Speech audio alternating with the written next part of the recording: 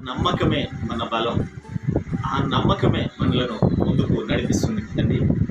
కీర్తనకారుడు అంటున్నాడు, సజీవుల దేశమున నేను యెహోవా దయను పొందునన్న నమ్మకము నాకు లేని యెడల నేనేమవుదును. ఆ నమ్మకం లేని యెడల ఏ నమ్మకం? దేవుని కృప నాకు తోడుగా ఉంది. దేవుడు నా పక్షమున తప్పక గొప్ప కార్యములు జరిగిస్తాడు. దేవుడు నన్ను స్వస్థపరుస్తాడు. నేను ఆయన చిత్తానుసారంగా సజీవమైన ఆయన సాక్షిగా నేను జీవించినప్పుడు తప్పక ఆయన నా యెడల దయను చూపిస్తాడు అనే నమ్మకమే మనలను ముందుకు కొనసాగింపచేస్తుంది. ఆ నమ్మకం లేకపోతే మన పరిస్థితి ఏమిటి?